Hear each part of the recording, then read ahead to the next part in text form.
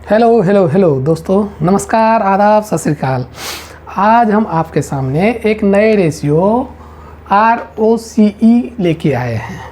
ROCE हमने पहले ही बताया, हमें शेयर मार्केट में निवेशित होने के लिए, डायरेक्ट निवेश करने के लिए हमें बहुत सारे रेशियोज़ के कंपनी के स्ट्रेंथ के बारे में जानने के लिए बहुत सारे रेशियोज़ को जानना आवश्यक होता है। इसी क्रम में हम ROCE लेके आए हैं, जिसका कि फुल फॉर्म होता है on return on capital employed. ठीक है, यह भी एक महत्वपूर्ण रेशियो होता है। नमस्कार दोस्तों, मेरा नाम है इंदु शेखर, मैं एक MP certified mutual fund distributor हूं। यदि आप हमारे साथ म्यूचुअल फंड में निवेशित होना चाहते हैं तो नीचे दिए गए लिंक पर हमारे साथ निवेशित हो सकते हैं। हम देखते हैं आखिर ROCE क्या होता है। ये एक प्रॉफिटेबिलिटी रेशियो है।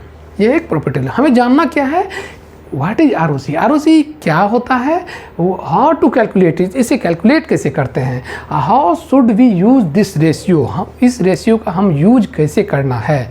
ठीक है, तो सबसे पहले हम देखते हैं ROCE को कैलकुलेट कैसे करते हैं। ROCE मतलब earning before interest and taxes, EBIT, इसको हम शॉर्ट फॉर्म में EBIT एक प्रचलित एब्रिविएशन है जिसके बारे में हम सभी सुने ही होंगे, और divided by capital employed, EBIT divided by capital employed. अब यहाँ EBIT हमको कहाँ से मिलेगा। EBIT हमको या इसको हम ऑपरेटिंग प्रॉफिट भी बोलते हैं, और यह हमें कंपनी के इनकम स्टेटमेंट से, हर कंपनी अपना हर एक साल इनकम स्टेटमेंट जारी करती है, उससे हमको ऑपरेटिंग प्रॉफिट यानी EBIT मिल जाएगा। और कैपिटल एम्प्लॉयड हमको कंपनी के बैलेंस शीट से कैलकुलेट करना पड़ता है। और बहुत सारे वेबसाइट्स हैं जहाँ से कि हम डायरेक्ट ROCE निकाल भी सकते हैं, ले भी सकते हैं। आगे हम बताएंगे, जैसे screener.com, moneycontrol.com, ये सब बहुत प्रचलित वेबसाइट है। इससे हम ये सब रेशियोज प्राप्त कर सकते हैं। तो हम इसे देखते हैं आखिर कैपिटल एम्प्लॉयड के बारे में पहले समझते हैं सीधी। यदि एज ए लेमैन ROCE आखिर होता क्या है, कंपनी अपने टोटल कैपिटल एम्प्लॉयड पर कितना प्रॉफिट कमा रही है, कंपनी अपने टोटल कैपिटल एम्प्लॉयड पर कितना प्रॉफिट कमा रही है, यही हमको ROCE बताता है। अब कंपनी बिजनेस में कितना कैपिटल यूज कर रही है। कैपिटल एम्प्लॉयड का मतलब क्या हुआ, कंपनी बिजनेस में कितना कैपिटल यूज कर रही है। इसको कैलकुलेट करने के लिए हम दो तरीका अपनाते हैं, दो विधियाँ हैं निकालने की। Total asset, capital employed equal to total asset minus current liability and fixed asset plus working capital. ठीक है, लेकिन जनरली हम ऊपर वाले नंबर 1 का अधिक यूज करते हैं, क्योंकि बैलेंस शीट में हमको ये सारी चीज़ें आसानी से मिल जाती हैं। किसी भी कंपनी का यदि हम बैलेंस शीट देखते हैं, मान लीजिए XYZ कोई कंपनी है और उसका EBIT मतलब ये प्रॉफिट, ऑपरेटिंग प्रॉफिट हमको मिल जाएगा। यदि XYZ कंपनी की ऑपरेटिंग प्रॉफिट यदि 12 करोड़ रुपीज़ है, तो कैपिटल एम्प्लॉयड निकालने के लिए हमें दो चीज़ें की आवश्यकता है, total asset minus current liabilities. Total asset यदि हमको 60 करोड़ रुपीज़ है और करंट लायबिलिटीज 5 करोड़ है, तो XYZ कंपनी की कैपिटल एम्प्लॉयड हो गया 55 करोड़ रुपीज़। ठीक है, अब हमें दो चीज़ें मिल गई, EBIT और कैपिटल एम्प्लॉयड। तो ROCE हम निकालेंगे EBIT divided by capital employed, यानी 12 डिवाइडेड बाय 55, तो 0.2182 यानी 21.82%। ये हो गया XYZ कंपनी की ROCE। ठीक है दोस्तों, सबसे बड़ी बात है, हम कंपनी अपने एनुअल रिपोर्ट में ये ROCE शो करती है। ठीक है, इसे हम वहाँ से देख सकते हैं। ये इसके लिए बहुत सारी वेबसाइट्स हैं, मैंने पहले भी बताया, screener.com, moneycontrol.com बहुत ही प्रचलित वेबसाइट है। इस पर जाके हम इन सारे रेशियोज़ को देख सकते हैं। एज ए ओवरव्यू मैंने आपको बताया आखिर ROCE कैसे निकाला जाता है, कैपिटल एम्प्लॉयड क्या होता है, कंपनी आखिर क्या होता है ROCE। अब हम जानेंगे जो आखिर ROCE का यूज हम कैसे करते हैं।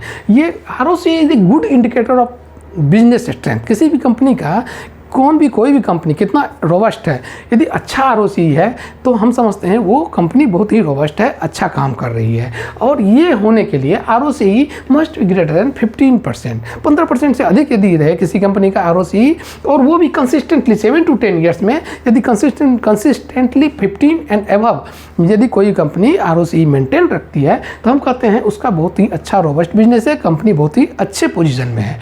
और हमें मैंने पहले भी बताया, हमें किसी भी कंपनी में यदि निवेश करना है, अच्छा रिटर्न पाना है, अपने कैपिटल का सही एप्रिसिएशन देना है, तो हमें एक से अधिक रेशियोज़ पर ध्यान देना चाहिए और हमें उस कंपनी के प्रोडक्ट और सर्विसेज को भी ध्यान में रखना चाहिए। आखिर उस कंपनी वो कंपनी करती क्या है, उसके सर्विसेज क्या है, मैनिपुलेशन तो नहीं है इनमें। और सब हमारे इन्वेस्टमेंट के लिए हमारे यहाँ सबसे बड़ी ज़रूरी चीज़ है डिसिप्लिन और पेशेंस। सबसे बड़ी चीज़ है, क्योंकि मार्केट में देखा गया है जब भी मार्केट अप होना शुरू होता है तो हम सारे डिसिप्लिन को भूलकर अपने शेयर्स को, अपने पैसे को किसी छोटी कंपनी में बिना किसी रिसर्च के लगा देते हैं, और जब वो कंपनी हमें गिरना शुरू करती है तो उसका न कोई अता पता होता है, और कहाँ तक गिरेगी, कहाँ जाएगी, हमारे कैपिटल को कहाँ तक ले जाएगी, इसका कोई पता नहीं है। इसके विपरीत अच्छी कंपनियों में यदि ग्रोथ बहुत अच्छा नहीं दिख रहा है थोड़े समय के लिए, और यदि कहीं थोड़ा सा गिरा और हम अपने अच्छे शेयर्स बेच के उसी छोटे शेयरों में लगा देते हैं, जिससे क्या होता है, हमारा कैपिटल एप्रिसिएशन नहीं हो पाता है।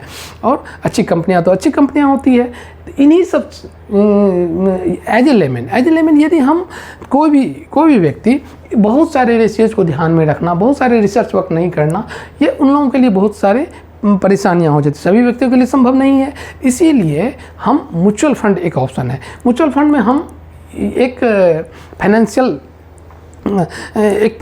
वहाँ पर एडवाइज़र, बहुत सारे फाइनेंशियल एडवाइज़र्स होते हैं, फाइनेंशियल एनालिस्ट होते हैं जो कि म्यूचुअल फंड को रन करते हैं। इसीलिए हमें रिसर्च की कोई विशेष आवश्यकता नहीं होती है, हमारे पैसे कहाँ लग रहे हैं और कब हमें एग्जिट करना है, कब हमें, वो सारी हमारी जानकारी, किस कंपनी को हमें ऐड करना है अपने फंड में, किसको निकालना है, मार्केट का क्या पैरामीटर है, ये सारी जानकारियाँ हमारे रिसर्च एनालिस्ट तय करते हैं। इसीलिए दोस्तों, यदि आपको म्यूचुअल फंड में निवेशित होना है तो नीचे दिए गए लिंक पर आप हमारे साथ आ सकते हैं। आज हमने पढ़ा आखिर ROCE क्या होता है, ये कैपिटल इम्प्लाइड क्या होता है, इसे हम कैसे कैलकुलेट करते हैं और इसका यूज कब करते हैं। तो इन्हीं सब इंफॉर्मेटिव वीडियोज़ को देखने के लिए आप हमारे चैनल से, रियल इन्वेस्टिंग चैनल से जुड़े रहें। धन्यवाद।